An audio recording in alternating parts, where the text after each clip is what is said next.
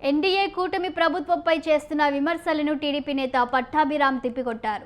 ఏపీలో కూటమి ప్రభుత్వం ఎన్నికల సమయంలో ఇచ్చిన హామీలను ఒక్కొక్కటిగా అమలు చేస్తుందని తెలిపారు. సీఎం చంద్రబాబు రాష్ట్ర అభివృద్ధి లక్ష్యంగా ముందుకెళ్తున్నారని పట్టాభిరామ్ పేర్కొన్నారు. ఈ తరుణంలో గత ప్రభుత్వంపై టీడీపీ నేత పట్టాభి సంచలన వ్యాఖ్యలు చేశారు. గత వైసీపీ ప్రభుత్వం అమ్మ ఒడిని ఒకసారి ఎగ్గొట్టిందని, కోతలు పెట్టుకుంటూ అమలు చేసిందని ఆయన విమర్శించారు.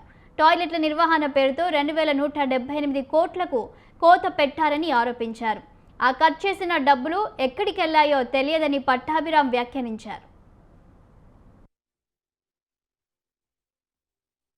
జగన్మోహన్ రెడ్డి ఇచ్చిన మాట ప్రకారం 50,000 కోట్ల రూపాయలు ఇవ్వాలి. కానీ ఇచ్చిందంతా జగన్మోహన్ రెడ్డి 2019-24 మధ్య కేవలం 23,877 కోట్లు, అంటే సుమారు 26,000 కోట్ల రూపాయలు రాష్ట్రంలో ఉన్నటువంటి తల్లులకి యగనామం పెట్టినటువంటి ఘనుడెవరు? జగన్మోహన్ రెడ్డి. ఏమయ్యా జగన్ రెడ్డి, ఈ లెక్క కరెక్టే కదా? నువ్వు నీ భార్య ఆ రోజున ఇంటింటికి వెళ్ళి ఎంతమంది బిడ్డలుంటే అంతమందికి ఇస్తావమ్మా, ఒకళ్ళుంటే 15,000, ఇద్దరుంటే 30,000, ముగ్గురుంటే 45,000 అని చెప్పారు కదా. మరి మీరు చెప్పిన మాట ప్రకారం సంవత్సరానికి 10,000 కోట్ల రూపాయలు ఈ 67 లక్షల మంది బిడ్డలకు ఇవ్వాలి కదా.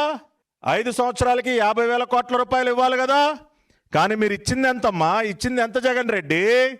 23,877 కోట్లు ఇచ్చి చేతులు దులుపుకొని 26,000 కోట్ల రూపాయలకి రాష్ట్రంలో ఉన్నటువంటి తల్లులందరినీ కూడా మోసం చేసి ఇవాళ నిస్సిగ్గుగా మీరు మాట్లాడతారా?